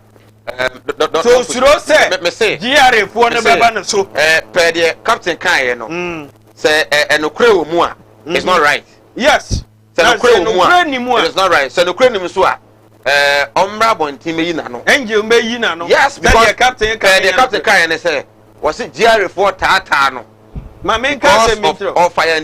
I know where you are coming from. I'm a businessman. Okay. Me a yisen kai ne me de me tax clearance certificate beba bechere. I pay my taxes. December year na afibia so a you must uti out to I was all kwaje certificate. I wo me ho me refi na me de ba bechere because I knew this will come. Me nua enye say businessmen e wo krom ha em pay tax. Yes, wo benye obi a o pese o otwitwa ne ho ne ade. But the tax regime aye wo man mu if there's any reform I was say ko Tambia ya kase yembie tax net num mason for painters carpenters ni ade na nka omunsu ntua kakra na pressure ba yen a yayi yanim se ye pese ye de ye no eso nte oman mu ha wo pese wo ye de ye a wo breche de obu mra so. I'm telling you, I have a problem with our leaders. Say oba kono obi si na mason na age contract no millions of cedis ontua tax. Yes, and think was a me de me dime obi so onsia. See a charge or budget was a mete tax a free mu and say some this scanning in landlord not the diamond will be 2 years when tax no this cannot tax good and these are some of the things yeah said let's fix it and to say a bayi near de car sabi no one can ye when they begin fixing it in this way why and this news no any for the kind of things say I buy no. Send this in a CPP, PPP, MPP. Unim say it to me, yes, sir. Ni ordene diamond high, the Otia mason, the Otia painter, at a tier, or mine no benya sika bebre. Ah, me small business I'm running. Taxa, ye di bugum so ye di bugum so. Unim say I buy a juma for na ye easy target. And a petrol, indirect tax, and a direct easy target. What you say? But here to me biemu no be ya sika be call a minor coffers mu no be doso enu nti wo ye nti wa teacher ni bia me fa no o se busum bia ye 330 cedis unim na katu yoje me fa mbe tudwa because o ka kire menua Uncle Sam Jonah e ka sembi o say we must find our voices. Otherwise we become okay with the ills of society or that we become powerless. Either way, we will be the worse for it. A wise man once said that the necessary condition for evil to triumph is for good people to remain silent. The Okane said, obi an hwehwe ne voice men suro se ye beka se wo baifo se wo ka men suro me ha me won se numpo ama me ahoɔde a me de ka no mo obi an hwehwe ne voice ade no wo na ɛhaw petrol no wo badwen se wo ni ka enti wo ntɔ petrol but wo fro ka ya jew ya de tuso umpo utua cha me a me woka ye nyina ye mfa ya no ntum ena dum so aba ye te dem ha na nka wo say condition ye adwuma na so mete ha na me pepa manim me yi me space pepa manim aye hyewa ye dum wo kan ya mu generator into me power aye how na de braye bo so me so nso a se makoto prepaid prepaid ne kire se what you usika far advance nti e de na matua me sika na me nya power no na nado and MPP, they must fix it. Say ya baifuo, say ya jimifuo, say ya they must fix it. Right. Me na say for yon chebra na nyamre kan kan from all the message by be kan obetimi so in the voicemail and I say with me recording home video na dia ba ni nyina mu no ye bebo na afefo so etimi ate wonka. Kobi. Culture of silence. Culture of silence. More times and for tata Ghana for. Omo pese omo tire omo adwen kom adwen. Obi kura say another means amoye ne se mo why o ha na mafre ye na o we the media we you naja mapa akrash ensem ye yi pani afro na wonye wona because ye to abawi ye the same Angel FM Kumasi morning show host Shasie Tanko Shasie na o review secret e kwa mo fa so a ono no hu se na mo person ka mo bribe constituency chairman now we about to even allege say some of that will cost so I'm at amount to want to say you I pay you Tioka Mauska and so the expectation is that once at amount to me no money so who's music idea and can you class with Bob and take grab a card cost what any and yes strategy as a my brain a be person suppress the media Mike Medase Mendy kind my dear friend on the Kontumpo nada and intro a baby. Here can culture of silence to be or not to be. Is it back or is it not back? Now, yes, I say an example from Captain Smart. The evangelist at Nabi Breeze, the me say, in the power no more Casano. Me casa baby. Okay, what can you bet to me? I reverse the tape. Na ye tie bi ade a u chan trowo ho de Galatians 5:19 say ye baye macho bible mo printing press e me can say ya bra na company ye be je manu asibon anyway moving away from that culture of silence am say ye can be brave ameswale na keka ho na Captain Smart de aba to be or not to be is it true or is not. So my go start to program is a check a corner name to kaka. Meaning ni say even fire for no crap. One in crack. Oh no are you asking me back to what? Oh hold on. If indeed ni power ye na juma ye ye pamono sinchen ana me boa. Ya pamono sinchen.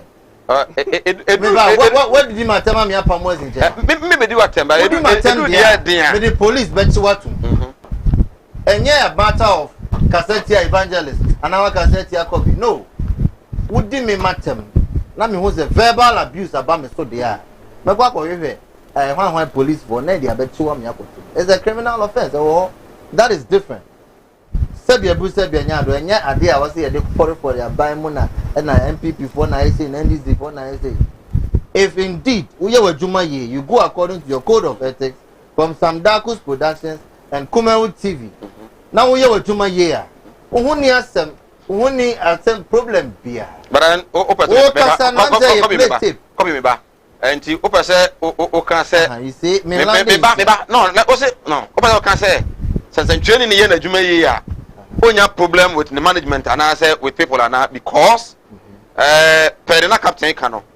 Assuming say Sami say all can be a me no be a free pa. No say boss one or name put a free pa.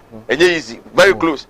Until be what can say me say I say deɛ Captain Smart kind yɛ no korɛ deɛ wanye ne yie nti kwakote ne pressure mame ebia ɔno nso advert kɛseɛ na ɔde ba in that case you can be asked to step aside so that n'adwuma no engu and in that way no so no a quarter of silence but ebia obeka say ebia enya direct but is an indirect way of trying to tell you say do your work according to what we want not according to what you want.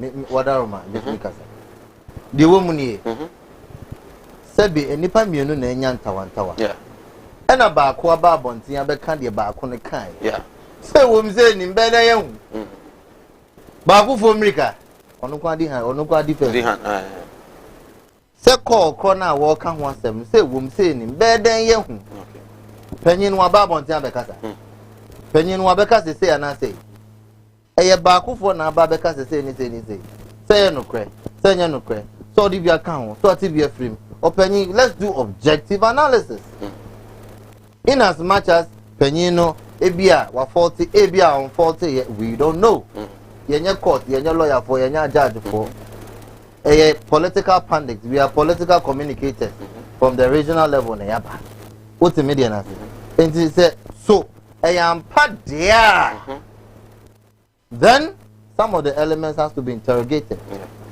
nemum no ye ko ye nimu won let me say evangelist kwado a businessman or him how business is run you can't a tour tax and your companies in any tax you more completely that is understandable companies we are a group of entities and is perceived say a local entity I employ entity who take some burden off of him so that on also best share them down I'm an ipaso there enya Ibrahim Mahama architects and engineers to date on fear tax that there are so many companies we can mention and on just say be bruise be anyado ye protector manipa bi afasike bi di anaze waye di enim nemum as a local company entity Ibrahim Mahama company no is MZ two of them pen the whole of West Africa right freedom of speech going forward adwuma go of course you say kasa properly you see when you bring in the adjectives of proper or improper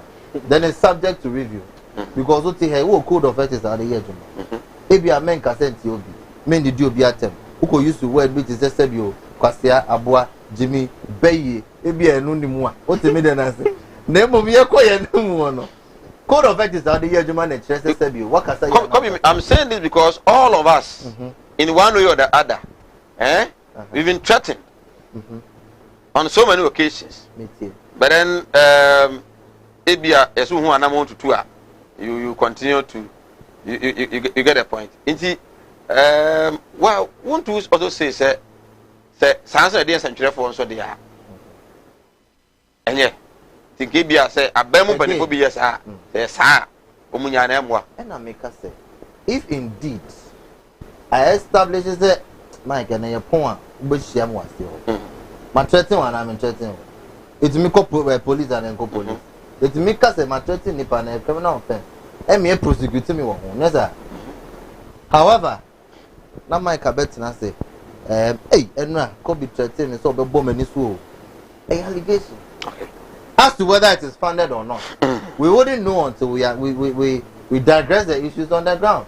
I'm not saying say obi sun kan obi kasa bo say be ention him no yet here say we are speaking freely and the grand man here come evangelist wo hey o kire me nyoma bi wo bible mu me mu ma memu mu de ye be kire mo nyoma bebre eye normal eye kasa eye odo eye o say politics say dey sit here ye to aba say ye nyi nipa obetimi aboa ma sitin o man na ide akonkan o say me kasa me beginning me kasa well Ghana for na asoma ye ne and indeed you are accept say you betimi ya fix it no ye nto aba no nyede e ma yen enti say nei ni member ko mienu bi nkoye na ya sia atum say ye be fix here we are on course a present continuous tense and indeed we shall fix it we okay with amamu ekoso no and watie adenimo recently ne interview granted here said na do kra be ye police station executive kra no a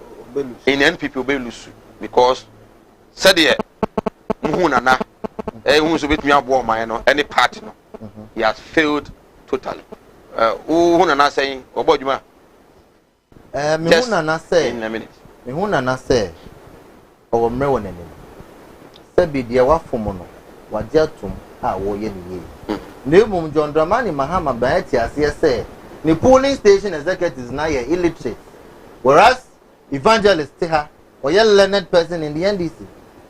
And so no media me hundi. You bet to me abwa mama mo na koso. Le mum no the JDM say ninkofo asebi o mo man in the polling station now are illiterate. Dia better an alternative way and scary. But I say good evening Sir Mike, talking about culture of silence. Are you not aware how your own Oheneba was sacked from Fox FM? Yes. Now on Untumi TV. This is also culture of silence, but he sits on TV there and defend. I sometimes laugh.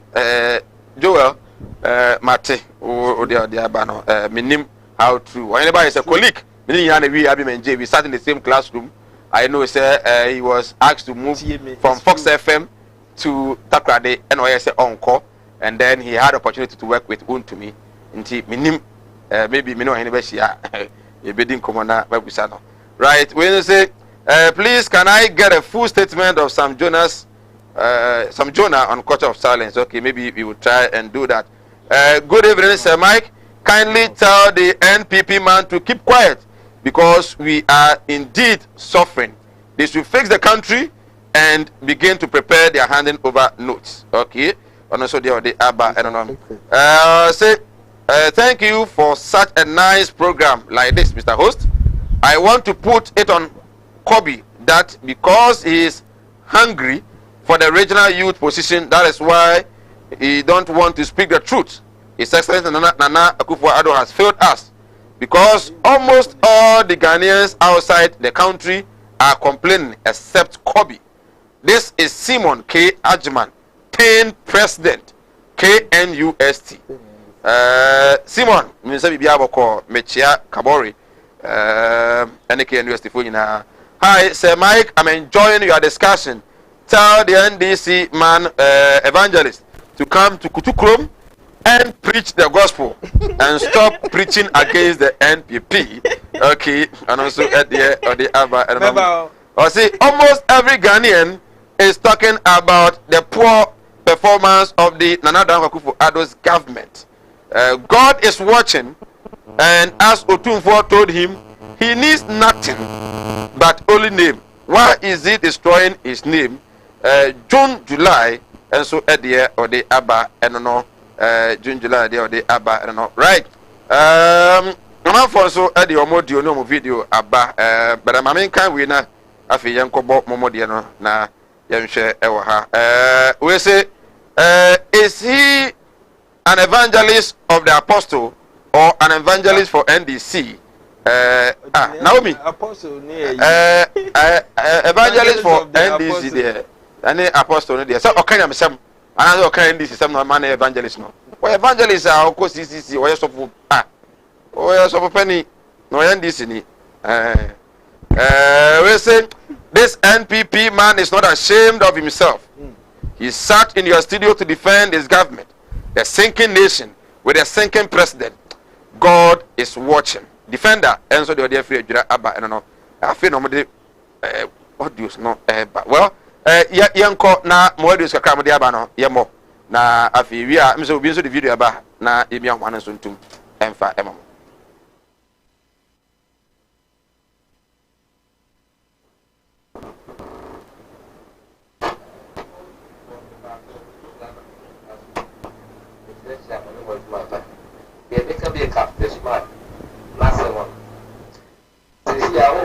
Said the old year, man, or offer the puzzle made man. I know kind of crowd say here that after that, no, I don't even to be in program or you know in Aquafan the file and JTV. This is also about the camp, the crew mouse here that Uchiala type, no Jolansia, full Subia. I'm casting and I saw the excuse to a muda. They said, man, what will you was on the back your own first over? No, why is that man? The get now see a dark now, and I'm the crack of this one that I can tell. It was my nephew, and the Dr. Lacote, and then I jealous, no theaters there. With the problem, with my mother and everyone. You see, the Yamuya more kind of away.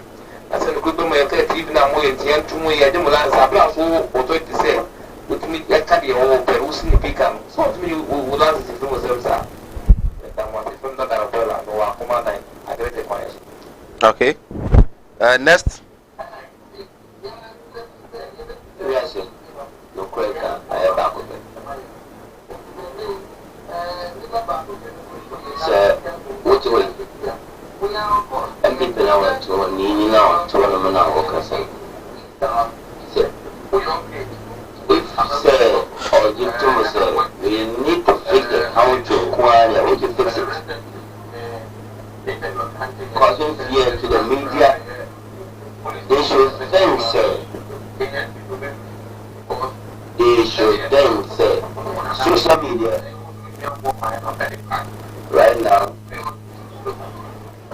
works more than every Kumawood TV, even all the televisions in Ghana. Because I think what I'm saying right now is that I can say even if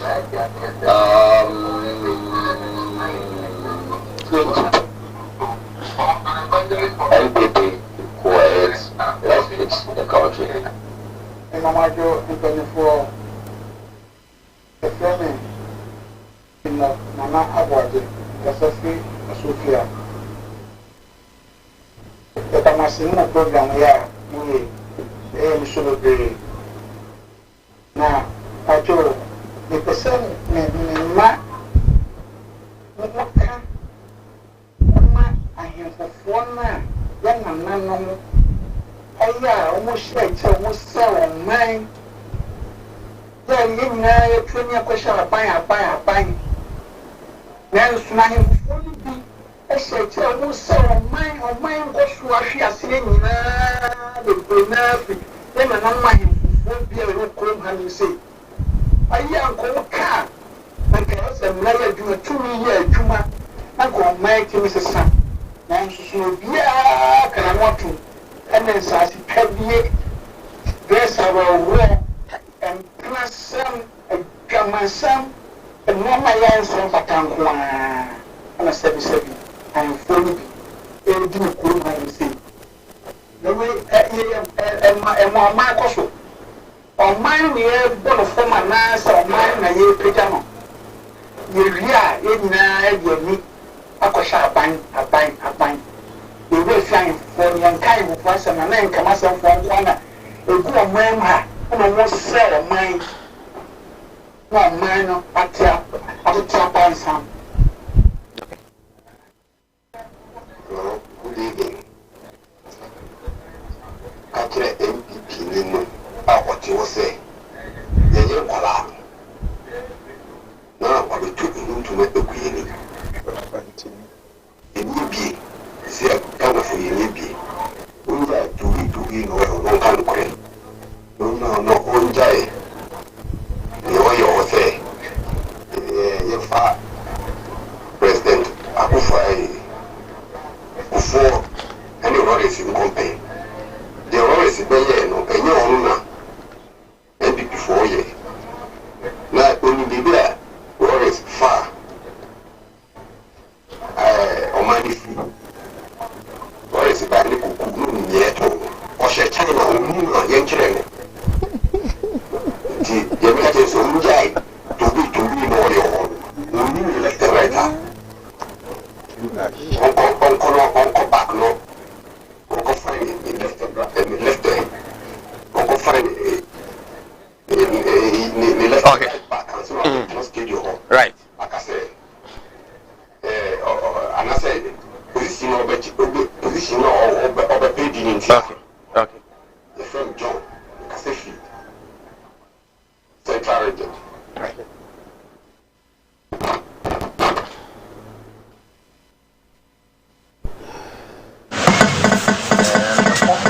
Kumawood so much, pa mo bo adwuma na do amen si fon pa ye to aba ma no me hu no hwe ese abema katachi mi chefi mi mi ri chefi enti mon ka bi mai mo mi ma mrantie so nya binye mahama ho ne nya adwuma ye enti won to hwe ne nya adwuma nya na me ato abagu right yana say we mo ebi mo agenchire a omo edefa voicemail etumi ede by aseda enkoma gospel casket shop wenye yi na ope from daka ato video coverage ambulance na ope ana ope sika ede ayi no a obeboa amanyi na won site mi aka bi obra interest bia nso enu from daka nso bo no e ofompa all kinds and all sizes Fantinu town na gospel casket shop wo obefre no master ato e was 0243 7374457 0243 7374457 Mala Muhammad Spiritual and Herbal Center na make for the ama wabusia enei nyame adom malam for ne konfo for na so for me fake nyina yi o nyina every TV so nyina ya kondo adom nyina akọ kaka kre bo mokra nche o nyina bepiem agu Mala Muhammad de original Spiritual and Herbal Center osebra na omwa 27 years and watna fa ko wati bie ebie radio station ebie TV station eba Kumawood TV live ensunipa akokora mpo ma meka sama abu ne da se yare awo jumamu amane sika na ope wo ya juma na enkoso efie na nema aye basa wo yere oba obusuani wankasa edam etwere anasa yare bia na hawa malan sebra na ontimi emwa kwaw atibie eskafo amantem eastern region na malam ewo 0246 647 247 0246 647 247 Fremala na ontimi enye oso Mala Muhammad Spiritual Herbal Center Elkwawu atbi evangelist yes sorry but I think say I don't know say bam come ma few course there but yeko Ghana for ehwe ne omotie ene obia mama obia nka ne kasabo anhye no ye nko yie wo mantem ne oman mu ye nka se ye nyina ye kasa omuntumi nkunye nyina emmom ye nyina ye adwen se ye bekasa omuntumi nkunye nyina enti ye nkoso ye nkasa petro bua ye den kasa ukoto aba ema aban se ombe ye na amanyefo ne ye ka omutie de because odwamfunu bi abapen mamente wasema o kan na se amanyefo no Ghana for ato abama odwan bi ewo man mu ada amanyoni a oka se wayeso odwanfunu no odwanfunu ne brofo ye den dead goat no odwan funu eye dead goat kobi yako odwan funu kobi yako na aponche funu so ye dead goat abese ne me kan se we ne ye side issues Kobi ka say yen aye kan ye bayi wa kirem say wo a wo kan na unim say enye no kre no and ye me as a preacher kra no meka say enya de ye na mum say wo kan say petrol ye 27 cedis wo nya bayi say ye tie mo hwe me komu mo a mo hwe TV enfifre na to me aye dum so ene hawa amania ye na wo mo hwe won na yi awuraba no wa yi mi afriso yara se kobi yo minia campaign ko say minia no campaign akasa de no okay but then na manfo sia dinkita o say ya da ehwefo ne atiefo so ase good the comments ba bebre na chese ne ma bebre nkoyi onza and o say ya jitum ne mom no say nipa so nya abotoye mu eye kakra akaka na say inya kakra ama mahama so bia nkoyi ni no kre indeed nti kakra me se mo be ka kire ye ti inya abotre say ne kamu tuyefo say mo ya MPP fo mo opposition nti ye nyina inya abotama mahama na Ghana ne kakra na mahama nya na kakra e bia nka ba na no nko de afiri rofu da besi verse aso no aja tum so e dead goat be do man kakra bi maka okay but ye see ye be ye okay ya aja tum se ni man e bebre nkoyi ya aja tum e na ye okay enti abotre okay e na ye be right enti e be dead ti fu ase na mom ye ntokwa bi na abusuan ntokwa bi na e be ko na ye nuru ho yeah nuru ho kra Ndi me jina kasa asa de no. Baba dey do one so mum so ye nice. O kan o fi China ba wo u fi China ba ntu hu se ene ma anye we sa ba ye te Ghana ne de. Ye te Ghana ne de hu se well, China me go school now. Ye na se. Right. Na me Kobi yana se ena evangelist so otene nka yana mase na yemfa entumodem se mo am voice me yantimi ammo no mo mfa nche ya mo mane mrantem na etimi so enyamre e de abo ntimo mo de ba kire ntimo mo bina no mo mfa nche me ya do mo chena ehia e benyamre na yetimi de nko me din de Michael Nana to on behalf of director Samuel Kwabena Dakon, executive producer Sam Dakus, producer me producer na say onye adwuma no Bernard Ade and Afi Kobi Frank and MCR VTR Loretta and Afi Augustina. Yechemu nyina once again happy birthday to Mrs. Adumako onyame unshira na onye okasipa. Nyame adum ochina ebisia yakra mo. Oti animudia me manfo nye bintina mo ne yira ebinu be from ho se me yo omo asofo nso no mo nya ma asorema akom obi wo amene wo kasa isko ka chino wa ya stroke no enko malam se bra ya adwuma memene da okay kwesi da ejuoda ebanada okuoda yawada efieda ana menya adwuma na fieda wo beto me ya wo so me hwaw because nipa ana wo homeda nyankopon eni homeda okay akwala na wawo no akwala na nya 10 years eko 50 years on nanteda oda fom obi so ho wa akwala na no isonsuo obi so ho so wa akwala no de ye ya fe no kon no ya na echi na da so ebia na ne techere ma fe na ne tini emo ye kete oh ha no chine techere ma te se abo wo no malam se nkasa fa na bra ebi so ho so amene wo kasa o se na ba no ono matrama do wi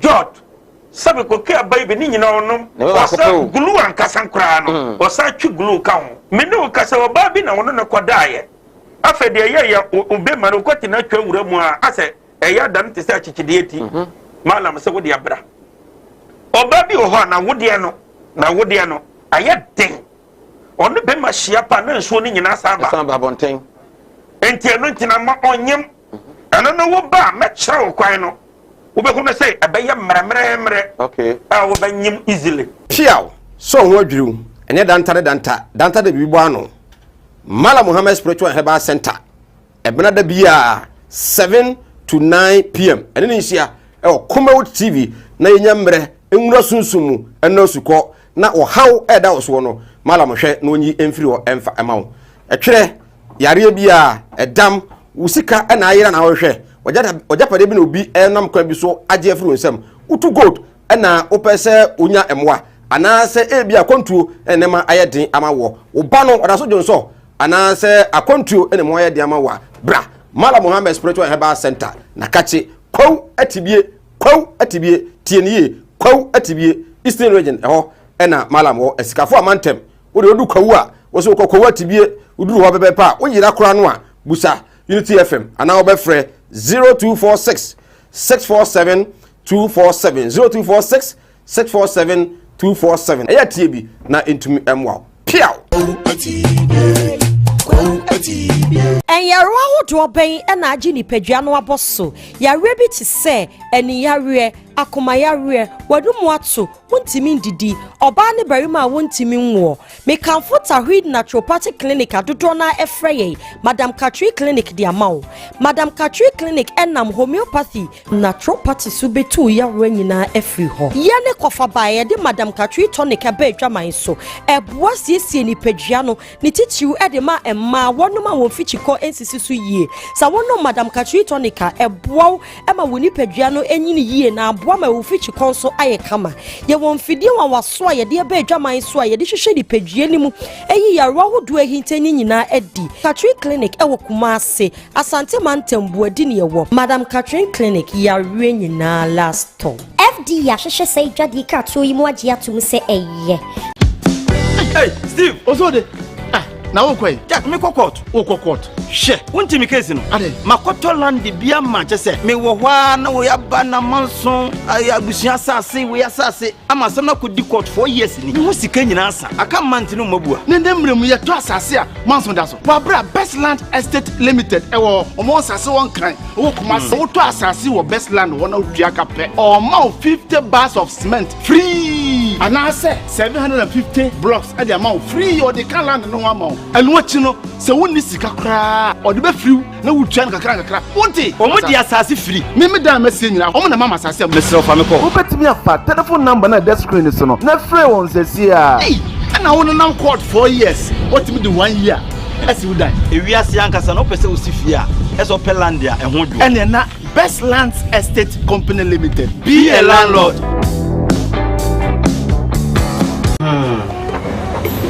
Well, I want you to say free moon.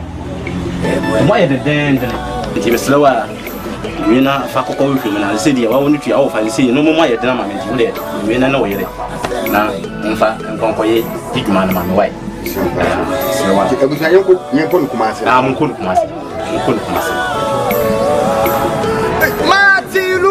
oh, it's been a long time. Oh, yeah.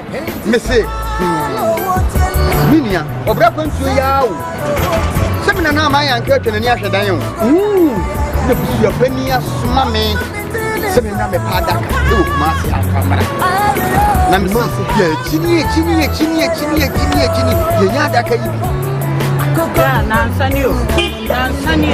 someone that's why. What's Yammy? We need problem crowd. Who made this some free to buy better Ghana? And I'm in a confidential. What one and one said to me a day in the promise. And what bread in the capre or do open next time a ghost way casket shop. I would massy labor higher. Me call one man. I know what's enemy. Yes, can't say you. You would have been Chawano. Missy Kaya, the man is a man. I saw a bit yes, me ambulance. No, Miss Ampedi, everybody done no and come. Ambulance, and you have done only ambulance service. It's only problem cry. And now, the year is a openness to get a crab with the atlas here. You know, so come stay by Plano. You couldn't put it out. Someone, Ghostway Castle Shop here. You will not come every day. To send the movie now. Ghostway Castle Shop, you will come and say, in front of Newtown, you didn't labor office in the bank. Ghostway Castle Shop. We are the dealers in quality local and foreign caskets.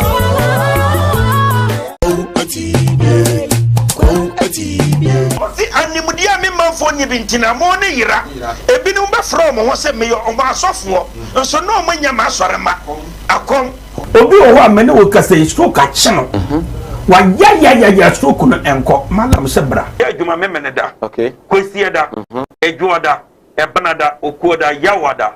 Efieda ana menya adwuma na efieda wo betome ya waso me hwaw because nipa ana wo homeda nyankopon eni homeda. Okay. Akwala na wa wo no akwala na nya 10 years eko 15 years on nanteda wada fom obi so ho wa akwala na no isonsuo